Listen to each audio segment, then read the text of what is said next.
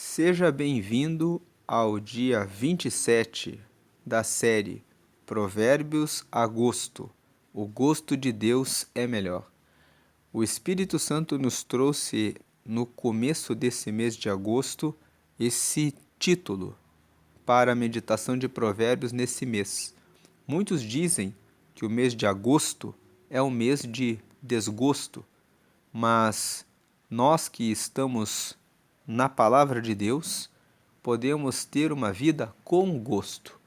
E o Senhor nos deu esse direcionamento, dizendo para gravar esses vídeos com o tema Provérbios a gosto. Deus derrama todos os dias a nosso gosto palavras e palavras de sabedoria para vivermos e conhecermos o gosto de Deus e andarmos por esse gosto. Então, o mês de agosto tem 31 dias e Provérbios tem 31 capítulos. Portanto, podemos aproveitar o mês que tem exatamente 31 dias e aprender a gosto, com gosto, quais são os ensinamentos do Senhor para a nossa vida. E Provérbios 27, nesse dia 27 de agosto, nos fala, primeiramente, não presumas do dia de amanhã, porque não sabes o que produzirá o dia. Esse versículo diz para não fazer planos sem colocar Deus à frente. Muitas vezes nós ficamos arrogantes e dizemos assim: amanhã nós vamos fazer isso, vamos fazer aquilo e vamos fazer aquele outro, quando deveríamos dizer: se Deus permitir, nós faremos. No livro de Tiago, no capítulo 4, nós lemos o seguinte: veja aqui em Tiago 4, versículo 13: Eia, agora, vós que dizeis, hoje ou amanhã iremos a tal cidade e lá passaremos um ano e contrataremos e ganharemos. 14. Digo-vos que não sabeis o que acontecerá amanhã, porque que é a vossa vida? É um vapor que aparece por um pouco e depois se desvanece. 15. Em lugar do que devis dizer, se o Senhor quiser e se vivermos, faremos isto ou aquilo. 16. Mas agora vos gloriais em vossas presunções. Toda a glória tal como esta é maligna. Portanto, Provérbios 27 fala: não presumas do dia de amanhã, porque não sabes o que produzirá o dia. Fale, se Deus permitir, será assim ou assim. Versículo 2. Estamos usando a cor laranja claro para todos os versículos que trazem uma palavra de sabedoria. Estamos usando o roxo para todos os versículos que nos falam sobre como usar as nossas palavras, o que falar com a nossa boca. Então, versículo 2: louve-te o estranho e não a tua boca, o estrangeiro e não os teus lábios. É terrível conhecer alguém que fica se vangloriando, que fica dizendo: eu fiz isso, eu fiz aquilo, eu sou bom nisso, eu sou bom naquilo. Não seja assim. Que deixe que o estranho ou o estrangeiro falem a respeito daquilo que você sabe fazer e não fique se vangloriando e contando vantagem, porque vai parecer que você é muito presunçoso, que você é arrogante, que você é soberbo, que você acha que é superior aos outros. E as pessoas não gostam de pessoas que são arrogantes e orgulhosos. Versículo 3: pesada é a pedra e a areia também, mas a ira do insensato é mais pesada do que elas ambas. O versículo 3 nos ensina que a ira é uma tolice. Quem é sábio domina a sua ira. Quem é sábio, quando está dirigindo no trânsito, tem paciência, domina sobre a sua ira. Demora para se esquentar. Sabe lidar com as pessoas com paciência. A ira se vence com a paciência, com o amor, com a bondade, com a compreensão. Porque, veja que pesada é a pedra e a areia também, mas o insensato, aquele que não governa, não domina a sua ira, ele acaba sendo mais pesado do que a pedra e a areia juntas. Em outras palavras, é terrível quem não domina a sua ira. Pode fazer coisas terríveis. Pode até matar alguém, uma pessoa que não domina sobre a sua ira. E uma pessoa que não domina sobre a sua ira pode fazer algo terrível. Versículo 4. Cruel é o furor e impetuosa é a ira, mas quem parará perante a inveja? O versículo 4 está dizendo que uma pessoa que está com fúria, ela pode ser cruel. Uma pessoa que está com ira, ela pode ser impetuosa, ela pode de repente dar um tiro e matar alguém. Mas depois que ela faz isso, ela se acalma. O perigo da ira é isso, tomar uma atitude muito ruim porque não tem domínio próprio. Mas a inveja, ela é diferente da ira e da fúria. Ela é um sentimento que fica o tempo todo pulsando no coração do invejoso. Então, a inveja é algo que nós devemos nos desprender dela. Muitas vezes nós olhamos para alguma coisa de alguém, queremos aquilo e ficamos o tempo todo pensando naquilo. O versículo 4 está nos trazendo uma sabedoria. Não fique com inveja do próximo, porque você vai se destruir. Esse versículo precisa ser lido junto com Provérbios capítulo 14, no versículo 30, que fala que a inveja é a podridão dos nossos ossos. A inveja, ela corrói o invejoso por dentro. Ela vai nos ossos, fala da parte mais interna do nosso corpo. Ela entra no coração, ela se prende no coração e a pessoa deseja o mal daquela pessoa invejada. A Bíblia fala que Caim até matou o seu próprio irmão Abel, porque ele não teve domínio sobre a inveja. Lá em Gênesis, no capítulo 4, nós vemos que Deus abordou Caim e disse: por que você está com o semblante, com o seu rosto triste? Porque eu recebi o sacrifício do seu irmão, não recebi o seu. Ele fala: cabe a você dominar sobre as suas emoções. E se você não dominar, o pecado jaz à porta. Em outras palavras, Deus disse: você está a ponto de fazer algo terrível, de cometer um pecado, então domine sobre a inveja. Então, como eu posso dominar a inveja? Primeiro, entender que a inveja sempre é um sentimento que nós carregamos por alguém muito próximo de nós. Ninguém vai ter inveja de uma pessoa que mora longe. Ninguém vai ter inveja de uma pessoa que já morreu. Você não tem inveja de pessoas que não fazem parte das suas relações. A inveja sempre é de alguém perto de nós. O texto da Bíblia conta que os irmãos de José tinham inveja de José. Fala que o rei Dario quis constituir 120 presidentes e ia colocar 3 como principais e ele queria colocar um como o chefe de todos. E ele pensou em colocar Daniel. Todos ficaram com inveja de Daniel. Então eram pessoas próximas de Daniel. A inveja sempre afeta a nossa vida com pessoas que estão próximas de nós. Por quê? Porque aquela pessoa vive junto com a gente. Ela cresce com a gente. Ela vive o mesmo ambiente que a gente. Então ela se destaca, então é como se ele se destacou e eu tive as mesmas chances, as mesmas oportunidades, cresci no mesmo lugar e eu não cresci.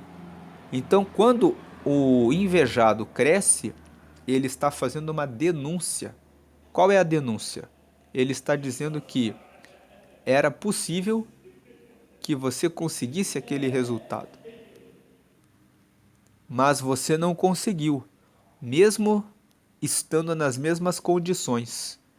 Então, muitas vezes nós precisamos reconhecer que não demos todo o nosso esforço, ou que não fizemos tudo o que poderíamos ter feito. E admitir que nós não fizemos tudo o que podíamos ter feito é uma chamada para o que eu vou fazer.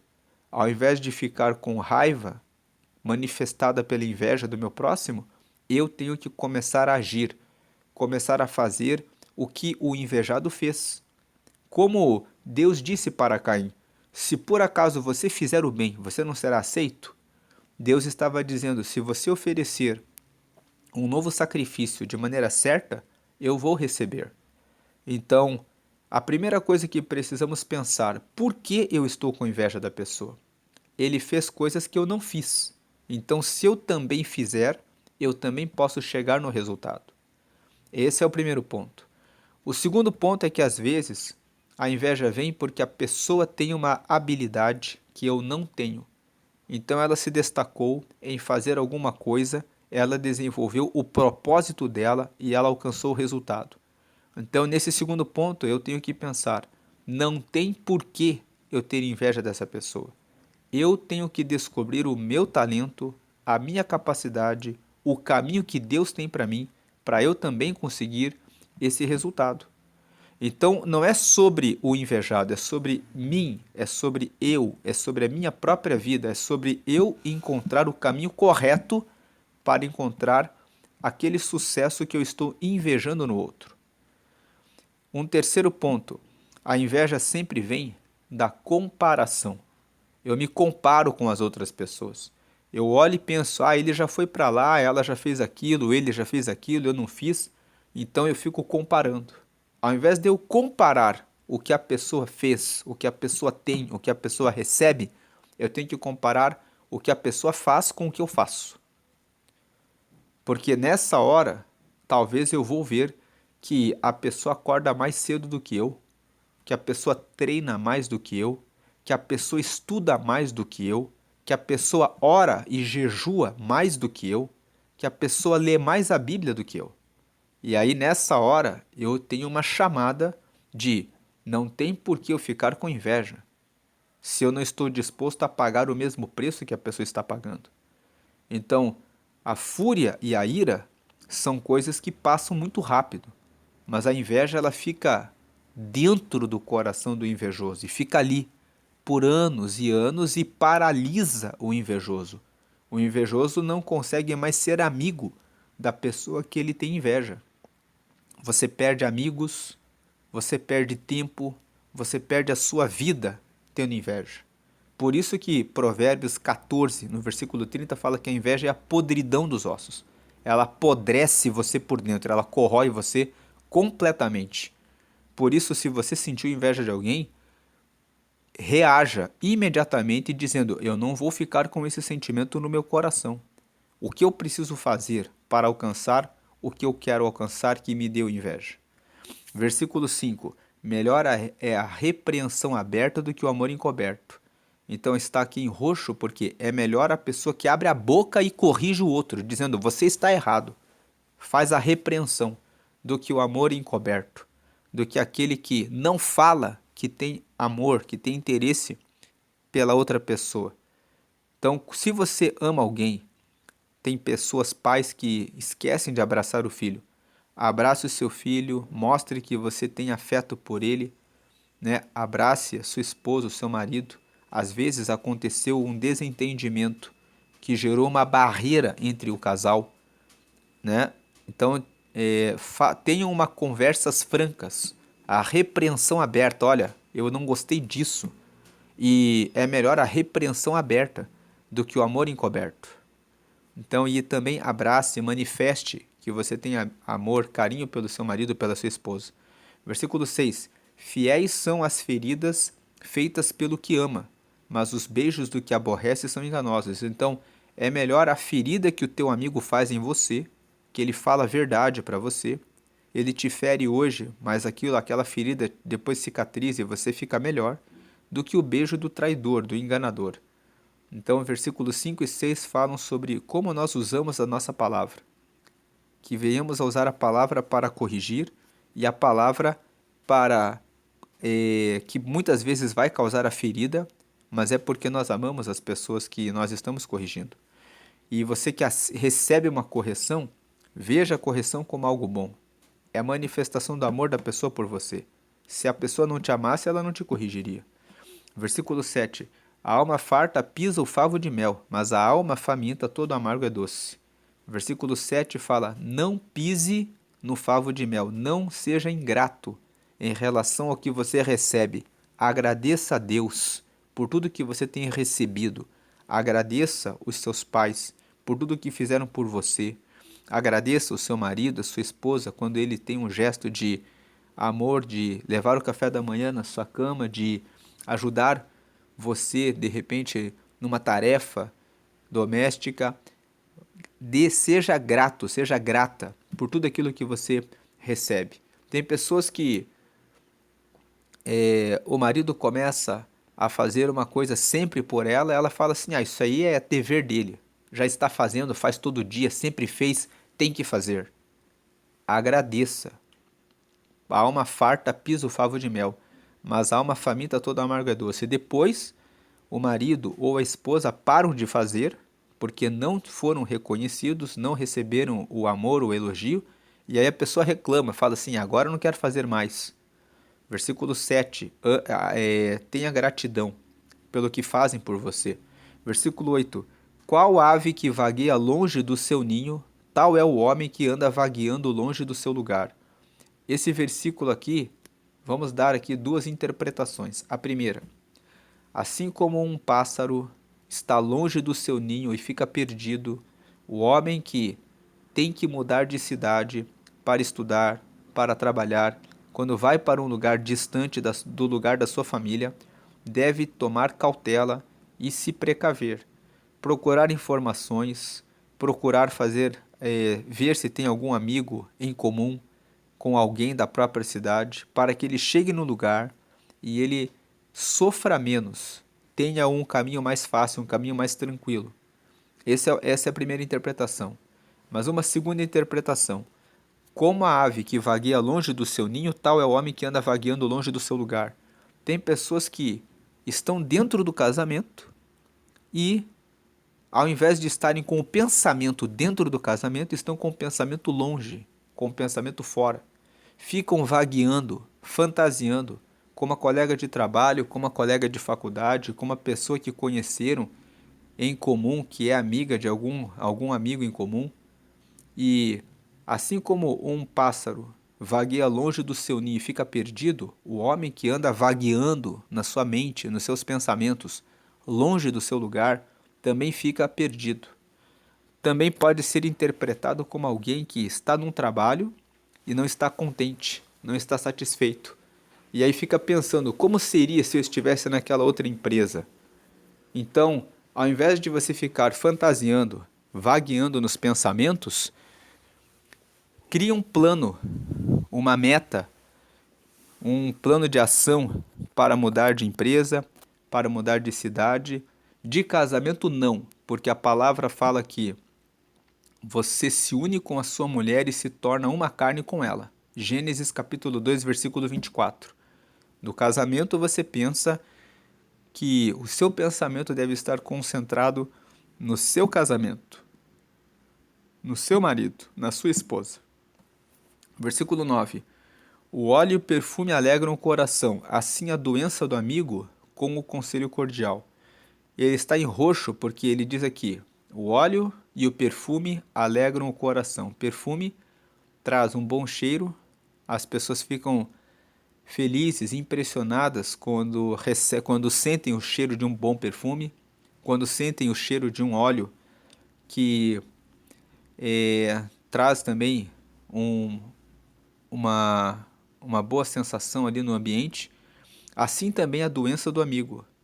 Quando o amigo está doente, ele recebe um conselho do coração. Aquilo alegra o coração daquele que está doente. Então ele está fazendo uma comparação aqui. Use a sua palavra para trazer um bom conselho para o seu amigo, quando ele estiver enfermo, quando ele estiver doente. Aqui o versículo 10 e 11 está em laranja escuro, porque nós estamos usando o laranja escuro para falar a respeito dos versículos que falam da família e que falam dos amigos. Então, versículo 10. Não abandones o teu amigo, nem o amigo de teu pai, nem entres na casa de teu irmão no dia da tua adversidade. Melhor é o vizinho perto do que o irmão longe. Versículo 11. Sê sábio, filho meu, e alegra o meu coração, para que tenha alguma coisa que responder àquele que me desprezar.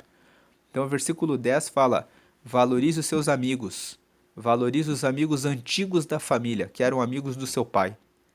e no dia em que você estiver passando dificuldades, não busque aquele seu irmão que está morando longe de você. Busque o seu vizinho que mora perto de você, porque o vizinho pode ajudar você porque ele está vendo você. O irmão que está longe vai ficar angustiado, preocupado com você e não vai poder fazer nada. Então é melhor você contar com o apoio das pessoas que estão próximas de você, mesmo que não sejam seus parentes. Você pode contar com a ajuda dos amigos. Não despreze os amigos antigos da família. Respeite os amigos e preserve as amizades.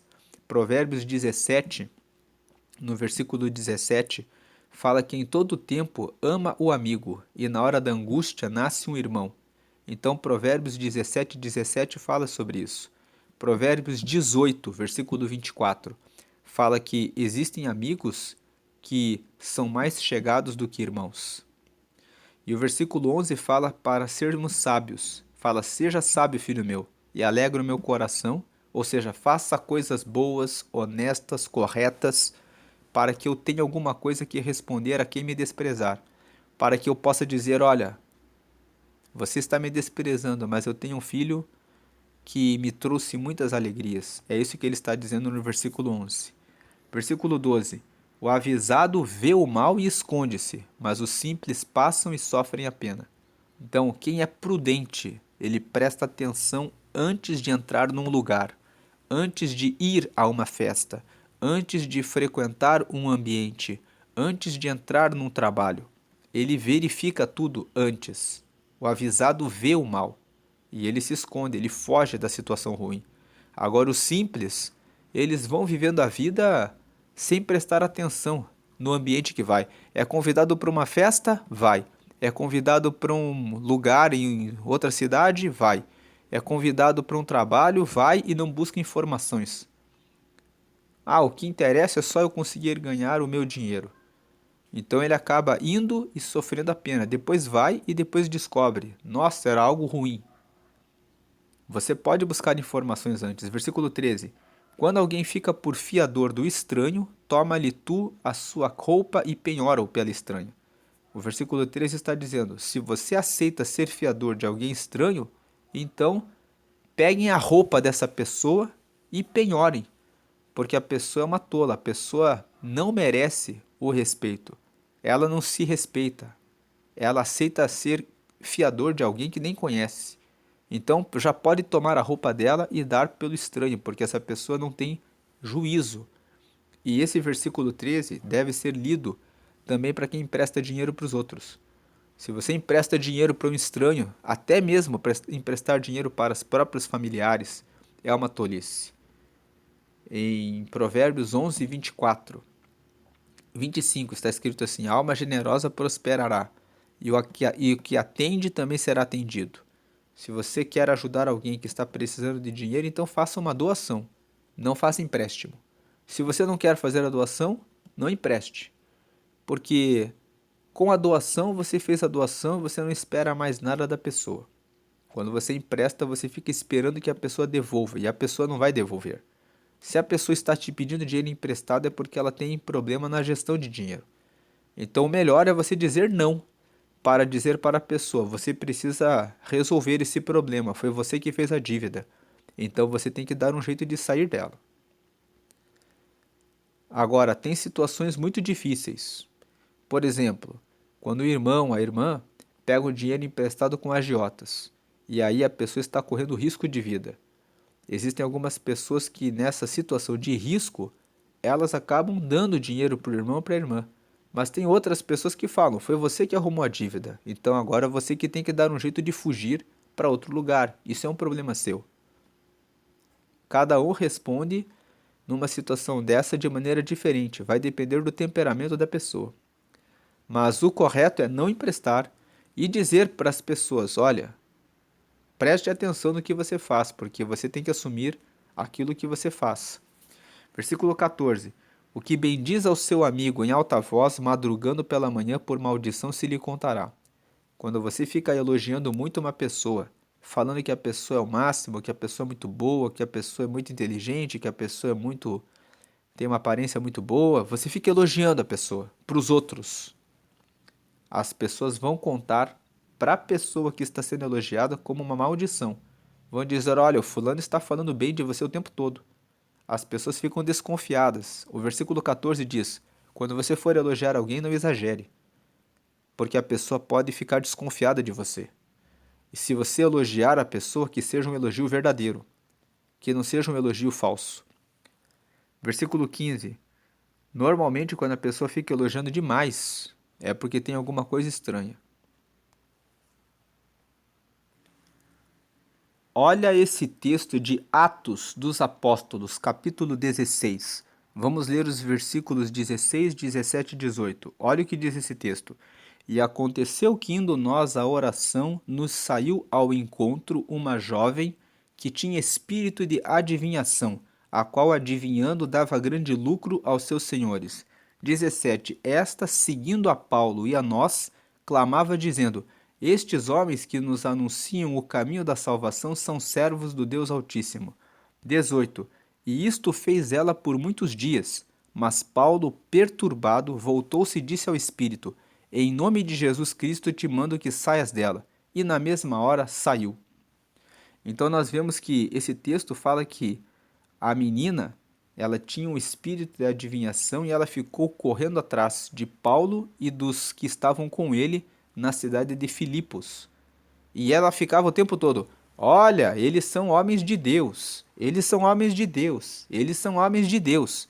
E Paulo ficou perturbado e de repente ele virou e expulsou aquele demônio. Então acontece a mesma coisa quando você fica elogiando alguém o tempo todo. A pessoa pode pensar algo ruim a seu respeito. Pode pensar: está elogiando a mim toda hora, por quê? Por que a pessoa não cuida da vida dela? Fica o tempo todo falando de mim, ao invés de cuidar da vida dela. Voltando para Provérbios 27, nós estávamos lendo o versículo 14, agora vamos ler o 15 e 16.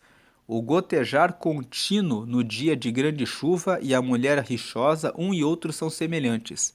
16. Aquele que a contivesse conteria o vento, e a sua destra acomete o óleo. Então os versículos 15 e 16 estão dizendo o seguinte: uma mulher que vive reclamando, que vive se queixando, é como uma goteira. Fica gotejando o tempo todo. O gotejar contínuo no dia de grande chuva, ou seja, uma goteira que não para de gotejar, e a mulher rixosa são semelhantes. E aquele que contivesse, aquele que conseguisse segurar essa mulher, estaria contendo o vento. Tem como conter o vento? Não tem como. E a sua destra acomete o óleo, a sua mão direita é como se tivesse colocado a mão no óleo. A sua mão fica escorregadia. Você tenta convencer a pessoa a parar de reclamar, mas a pessoa não para. Então o versículo 15 e 16 estão dizendo: se você conhece uma pessoa, aqui fala de mulher rixosa, mas se você conhece uma pessoa que é assim, que vive reclamando da vida, fique atento, porque você vai tentar fazer a pessoa parar, mas não consegue. Então fique atento nas pessoas que você traz para perto de você. Se a pessoa é reclamona, vive murmurando, vive o tempo todo de mau humor, aquela pessoa vai estragar a sua vida, vai estragar o seu ambiente. Por mais que você tente fazer a pessoa mudar, a pessoa não muda. É muito difícil da pessoa mudar. A pessoa até pode mudar, mas você vai ter o trabalho de mudar a pessoa. E em Provérbios 21, no versículo 9 e no versículo 19, a Bíblia chega até a dizer que é melhor morar num canto de águas furtadas, ou seja, num lugar de provisório, do que morar na mesma casa com a mulher rixosa. E tem um versículo, o Provérbios 21, 19, fala que é melhor morar na terra do deserto do que morar com a mulher que é rixosa e iracunda. Versículo 17. Como o ferro com o ferro se aguça, assim o homem afia o rosto do seu amigo. Então, versículo 17, Provérbios 27, 17. É bom você ter amigos que corrigem você. O ferro afia o ferro. Assim o amigo também afia o outro amigo. 18 está em azul claro porque fala de trabalho e preguiça. O 18 fala: o que guarda a figueira comerá do seu fruto, e o que vela pelo seu senhor será honrado. Então aqui é: Azul claro, todos os versículos que falam de preguiça e que falam de pessoas que são diligentes no trabalho estão nessa cor. Aqui no caso, o versículo 18 fala de quem é diligente. Ele cuida da figueira, ele guarda o seu local de trabalho, ele cuida da fonte de onde recebe o recurso. O que guarda a figueira comerá do seu fruto. Aquele que vela pelo seu senhor, que cuida do seu patrão, será honrado. Versículo 19. Como na água o rosto corresponde ao rosto, assim o coração do homem ao homem. O versículo 19 está dizendo: quer conhecer alguém? Veja o coração da pessoa. O coração da pessoa revela quem a pessoa é. Se a pessoa tem um coração bom, é uma pessoa boa. Se tem um coração ruim, é uma pessoa ruim. E como você pode descobrir o que está no coração da pessoa? Pelo que ela fala e pelo que ela faz. Jesus disse: a nossa boca fala o que nosso coração está cheio. E Jesus disse que uma planta, uma árvore, não é boa, vai dar frutos bons, mas uma árvore ruim vai dar frutos ruins. Então você tem que prestar atenção nas atitudes da pessoa e no que ela fala, para você conhecer o coração dela. E com o conhecimento do coração dela, o coração corresponde ao homem. Versículo 20. Esse versículo 19, ele traz um convite. Antes de você colocar alguém para dentro da sua casa, antes de você começar um relacionamento com alguém, antes de você ser amigo de alguém, antes de você ser sócio de alguém, veja o que ela carrega no coração dela. Converse com a pessoa, veja o que a pessoa pensa a respeito da vida, das situações. Se ela teme ao Senhor, se ela honra a Deus. O que ela fala sobre Deus, o que ela pensa sobre fidelidade, o que ela pensa sobre honestidade, o que ela fala a respeito do pai e da mãe dele e dela. Pergunte-o como é o seu relacionamento com seus pais, como é o seu relacionamento com seus irmãos. Você já trabalhou em empresas anteriores, como era o seu relacionamento com o seu antigo patrão? Pessoas que foram traiçoeiras com o empregador anterior vão ser com você também.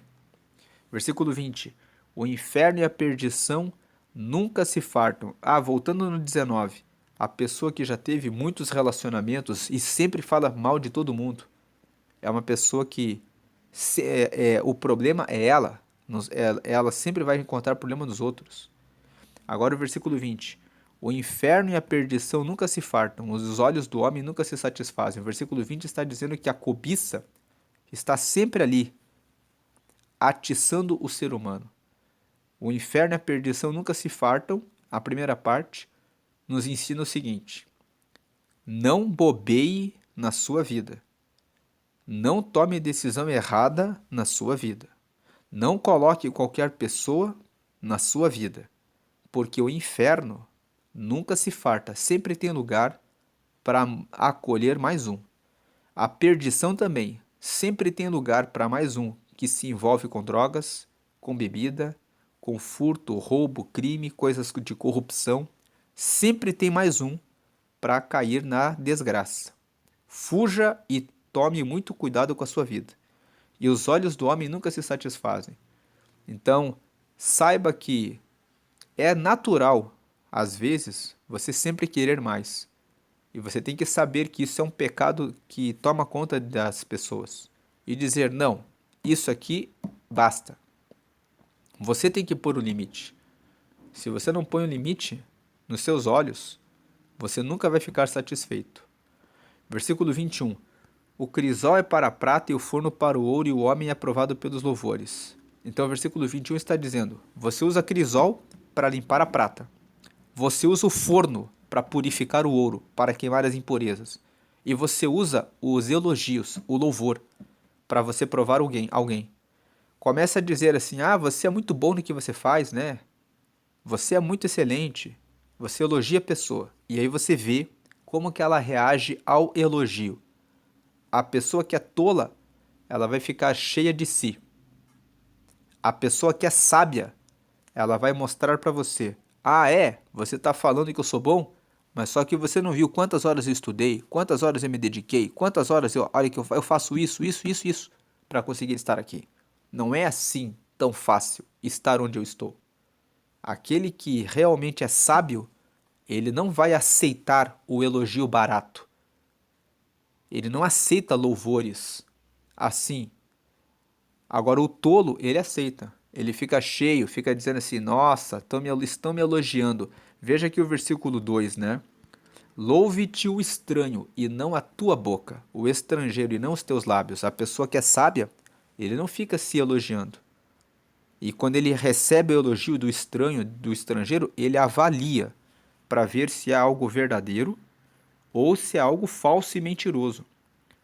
Então, o versículo 21 revela que, louvando alguém, você consegue provar e testar uma pessoa. Versículo 22. Ainda que pisasses o tolo como a mão de grau, entre grãos de cevada pilada, não seria dele a sua estultice. Estultice significa tolice. Então o 22 fala, não adianta você querer corrigir o tolo. Você bate no tolo, ainda que você pegasse a mão de grau e esmagasse ele no pilão, ele continua sendo tolo. Agora o versículo 23 diz assim, o versículo 23 até o versículo 27, essa parte final de Provérbios 27, fala a respeito de alguém que tem uma fazenda. Que a pessoa que tem uma fazenda, ela tem que cuidar bem da sua fazenda, do seu trabalho. Está em azul, claro, porque fala sobre trabalho e preguiça, né? Então o versículo 23 diz assim, procura conhecer o estado das tuas ovelhas, põe o teu coração sobre o gado. O versículo 23 está dizendo, não seja preguiçoso, cuide do que você tem na sua fazenda e coloque o seu coração sobre o que você tem. 24, por quê? Porque as riquezas não duram para sempre. E duraria a coroa de geração em geração? Ele está fazendo uma pergunta. Riquezas que você recebe do seu pai e da sua mãe não é para sempre. Se você não cuidar, você pode perder a riqueza. Então ele está perguntando: duraria a coroa de geração em geração? Você acha que a riqueza passa naturalmente para você, depois por seus filhos, depois por seus netos, sem trabalho? Não, você tem que conhecer o estado daquilo que você tem. Aí o versículo 25. Quando se mostrar a erva e aparecerem os renovos, então ajunta as ervas dos montes. Cuide das ovelhas e do gado, porque a riqueza não dura para sempre, o 23 e 24. O 25, cuide também da terra, das plantas que você tem. Cuide também da erva. Quando aparecerem novas ervas, então ajunte o que você tem. Versículo 26, para você dar para os cordeiros, para você dar para o gado, para você dar para as ovelhas. Por quê? Tendo ervas, você vai ter cordeiros. E você vai usar os cordeiros para tirar o couro para você ter roupas. Você vai cuidar dos bodes para o preço do campo, para poder comprar terrenos novos, para ampliar o seu negócio, para ampliar a sua riqueza. E o versículo 27, e haverá bastante leite de cabras, ou seja, vai ter alimento para o teu sustento e para o sustento da tua casa e para o sustento das tuas criadas, para o sustento dos seus empregados. Em resumo, seja uma pessoa que zela pela sua riqueza, pela sua vida financeira, pelo cuidado dos seus negócios. E quando esse texto fala cuidar de ovelha, cuidar de gado, cuidar de erva, cuidar de cordeiro, cuidar de bode e também ter leite, ele fala busque aumentar as habilidades e aplicar os seus recursos em várias áreas, de tal maneira que você tenha várias fontes de renda, para você não ser uma pessoa que tem só um salário de um emprego e aí você fica sempre apertado financeiramente.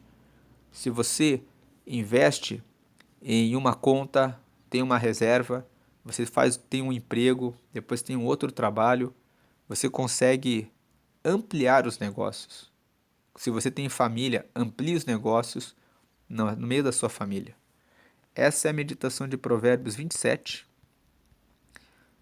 que a vontade de Deus para nós é essa, que nós não sejamos presunçosos quanto ao dia de amanhã, mas confiemos nele, que não caiamos em elogios, em autoelogio, que venhamos a ter domínio sobre a ira, sobre a inveja, que venhamos a aceitar a correção que nos é feita, que venhamos a ser gratos e não ser como alma farta que pisa o favo de mel, que sejamos atentos ao nosso ninho, ao lugar em que moramos, que venhamos a ter bons conselhos para os que estão doentes, que não abandonemos os amigos, mas venhamos a andar com os amigos e sermos bons filhos, que vejamos o mal antes, que não fiquemos por fiador ou emprestar dinheiro a ninguém, que venhamos a cuidar dos elogios que fazemos, que venhamos a vigiar com relação a pessoas que são reclamonas, que murmuram demais, que venhamos a aceitar a correção dos amigos, porque o ferro afia o ferro, que venhamos cuidar da nossa figueira, cuidar do nosso coração, fugir do inferno e da perdição que tem lugar para todo mundo o tempo todo, de ter cuidado quando somos elogiados, de vigiar com o tolo e de cuidar das nossas finanças, cuidando das riquezas que temos recebido. Deus deseja isso para nós, para nos ver abençoados em todo o tempo. Deus abençoe grandemente a sua vida. Amém e graças a Deus.